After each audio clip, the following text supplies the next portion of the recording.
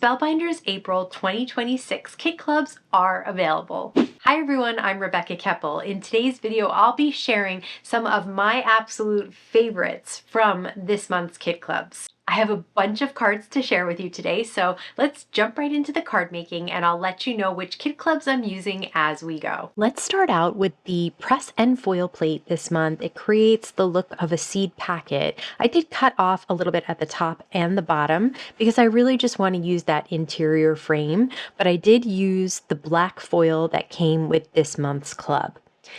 These little pinked edges are from the small die of the month. So I've cut them out of Tutu cardstock and then I'll adhere them down to that frame so that it is covering up the little bits that I didn't want to show. And so you'll just see the center frame there. And then once that's a little dry, I'll flip it over and trim off the edges. Next, I'll place some micro strip foam from Spellbinders on the back of this piece. I usually use these for shaker cards, but I thought it'd be nice to have even popped up coverage here so that I can place it on the red background. This little label is from the bonus stamp set when you get the entire crate. So it is very cute. It can be used with a bonus die, which I'll show you later, but I liked it here on kind of like a belly band. I just put a little strip of lighter pink cardstock and then trimmed it to the edge and then added some strawberries from that bonus die.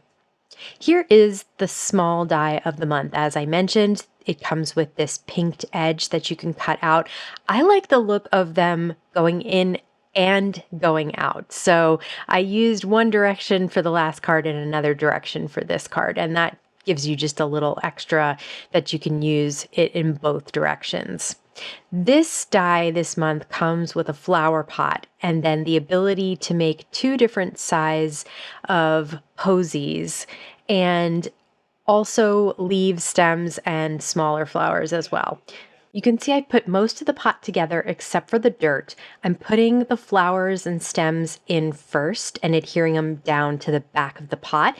And then I'll place a little bit of liquid adhesive and then I'll place the dirt right down on the back so that you'll just see it from the front. It looks like then that the flowers are actually growing out of the pot, which is a really cool way to be able to assemble this and make it look more realistic.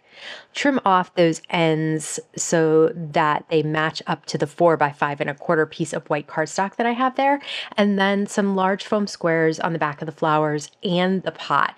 So I'm not worried about those little flowers as much, but I want to make sure each of the larger flowers are dimensional so that the pot and the flowers stay at the same level. And once I have all of them peeled off, I'll flip this over and just carefully, I'm going to hold the flowers in place a little bit so that I can get the pot exactly where I want it. This way, the flowers will just settle into space there.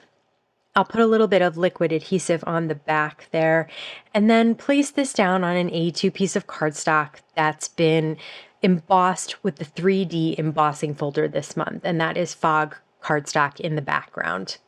Once that's all done, I can add the leaves. So I just thought it would be too hard to adhere the leaves and then try and place this down on the card. So I thought adhering the leaves after makes it a little bit easier. You can pop some up and you can put some on liquid adhesive and then just add a sentiment from the press and foil plate as well.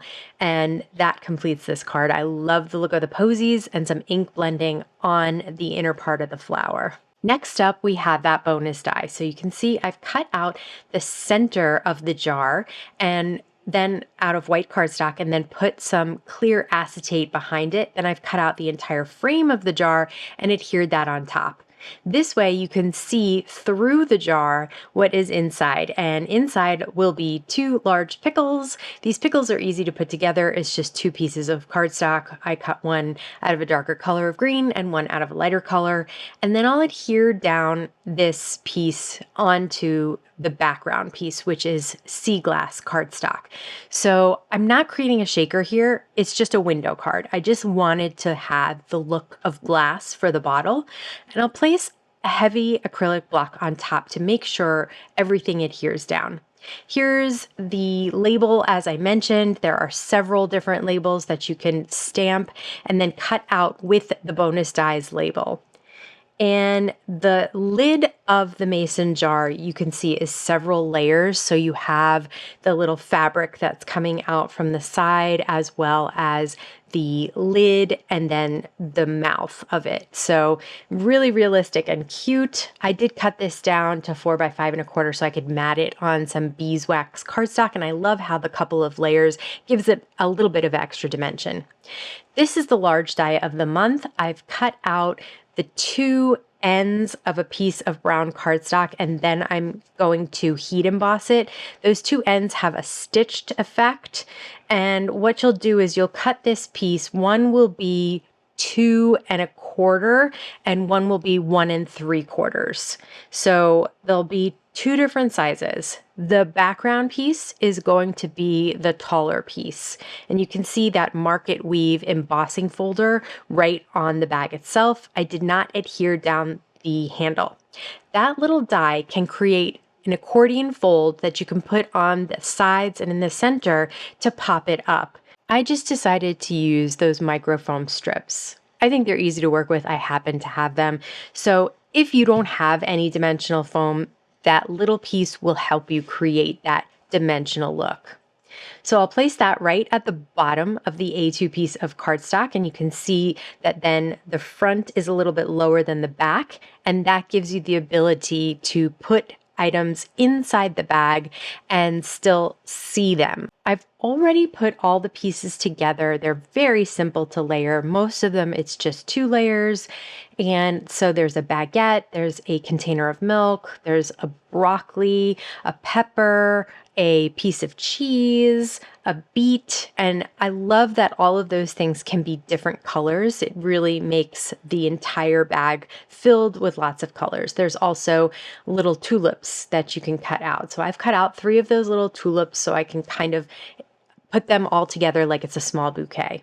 Then I'll place the top handle down. So just a little bit of liquid adhesive, and then you can put these little squares. They're kind of like the squares that you would see that's going to stitch the handle to the bag itself. It has that little cross stitch on it. And then once that's done, I'll flip it over, add some liquid adhesive on the back, and then place it on the bag itself. Now, I did sort of want it lined up with that back handle, but I figured the way that the bag is sitting, it can be a little bit lower. It doesn't have to be exactly in line with that. And then just add a sentiment and you're good to go. A tote full of thanks is perfect for this tote full of really fun veggies and other items. Next up, we have the stitching die of the month. This is one of those die sets that you can cut the outline or background, and then you can cut a piece that has the stitching elements included. The other option you have is you can not stitch them, and you can add little eyes to the characters and make it a more whimsical look as opposed to a more homespun and stitched look. So I had done a couple of stitching cards already, so I decided to try the little eyes, and they're super, super cute. So you can see there's a little onion, a little carrot, and a little beet again. The beet has these really cool leaves that you can cut out the veins in a different color than the leaf, and then just adhere them to the back of the little beet guy. And the carrot has a stem and leaves as well. I cut that out of 2 different colors of cardstock, and then the onion has leaves as well. So you can cut all of them and then just adhere them all together. It's very simple. This is the dirt or ground die, so you can see it adds a little edge to this piece of fawn cardstock. And I've decided to add a little bit of Hero Hues Root Beer Reactive ink. So this is a really good color just to add a little bit of depth to the look of that ground so that it doesn't look just like a piece of cardstock. And then we'll pop up the carrot in the center, the beet on one side, and then the onion on the other side. So they're looking in towards the carrot, and the carrot is kind of looking towards the onion. Add a little sentiment that's popped up at the bottom of the ground as well. And then if you want, you can add some white gel pen details. I always think that looks fun. I don't know, it just adds something a little extra and a little special. It's not something that is overwhelming to the images. It just adds little teeny tiny details like dots and little slashes, things like that, so that it just stands out even more. And it adds some whimsy as well, which I think goes along well with these veggies with eyes as opposed to stitching on them. And then I believe this sentiment is from the Stamp and Die Club of the month. I really like "You Keep Me Grounded." That's a great sentiment. Next up, we have the stencil of the month. Now, the stencil of the month is an entire background of strawberries with stems and leaves. I've already done a couple with really bright red ones, and I decided I'd seen at Trader Joe's the other day those pine berries. I've never tried them. They always, I don't know, they just look like unripened strawberries to me. So I never tried them. But when I looked them up yesterday to get some color ideas, it says that they're technically sweeter than regular strawberries and less acidic. So I think I might have to try them. So if anybody has tried pine berries before and loves them, please let me know. I would love to hear somebody else thinks they're great. So next up, I am using a little bit of saltwater taffy. So those pine berries, they kind of almost have a whitish tinge to them, but they also have a little bit of coral and a teeny tiny bit of pink. So I'm trying to mimic that. It's tough to get the look of white with a stencil, obviously, because you need to fill in the space with ink in order to get the shape to appear. So I'm using a very, very, very light hand and just adding little bits of color here and there. Same thing with the flowers. I didn't want them to stand out really a lot. So I just use a little bit of ink and I'm tapping off on the stencil itself constantly, so that when I get to the part that's open, that has the paper on it underneath it, I'm not putting down that much ink.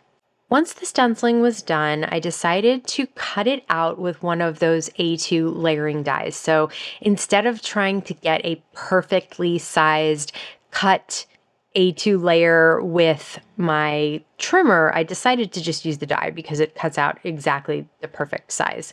And I'll layer that on top of some blush cardstock.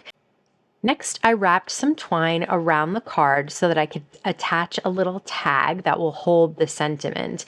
I'm just going to knot this twine and then cut the edges, the ends, a little short and just kind of have them hidden along with the rest of the twine. I'll pop up the tag so it stays in place. I don't want it just kind of moving around. And then I'll place the sentiment right on top of that. I'm really happy with how this turned out because it looks so different than the other ones that I created with the red berries. And I like that you can create more than one look with a stencil set. This is the Clear Stamp and Die set. The die set actually comes with this little bag that you can die cut, and then all of the stamps can be placed inside the bag itself, the image stamps, and then there are sentiments as well. So the first thing I'll do is place the bag down so that I can lay the stamps on top and figure out exactly where I want to stamp it. The first stamp I'll do is the 3 lemons. So I am using some Catherine Pooler ink here, and you can see that just with one stamp, it's stamped perfectly. Every single time I place a stamp, I will put the bag down to make sure that I'm not going to be stamping outside of the line of the bag. So the lemons have little leaves. I stamped those as well. There's also a tomato, and the tomato has a stem that lines up just like a layering stamp, just goes into the open area of the tomato. And then there are some strawberries, and those have little stems as well. So everything is either a layering stamp or just a stamp that you need to make sure will fit inside that bag. The flowers, you can have the stems of the flowers in the bag and then the tops sort of outside the bag. So that's how I lined that up, just so that I could fit everything and make sure that you get to see the flowers as well, because if the flowers are inside the bag, you're really not going to see how cute they are. Next, I layered a couple of colors of cardstock on top of each other. The red is A2, the next one is 4 by 5 1/4, and then the panel with the stamping is 3 3/4 by 5. I'll put a little bit of liquid adhesive on the bag itself, on the back of the bag, and then just place it right on top of the stamped images. And I decided to add a few gems to the centers of the flowers and then a sentiment down at the bottom that says fresh packed birthday cheer. I really like this month's set. It's a little unique. It's a little different for a clear stamp and die club. So having the bag die cut is cool. And then having all those layering stamps to work with it is really fun as well. Plus you get all those sentiments that work with the rest of the clubs too. I really love seeing all the fresh fruits and veggies in this month's kit clubs, and I'm so excited as the summer comes to have even more berries and vegetables available. But I'd love to hear what your thoughts are. What was your favorite this month? Let me know in the comments below. As always, I want to thank you so much for stopping by and spending time with me today. Please stay safe, stay healthy, and I'll see you again soon. Lots of homegrown and what? That's it. That's all I had was homegrown. Okay. That was too much.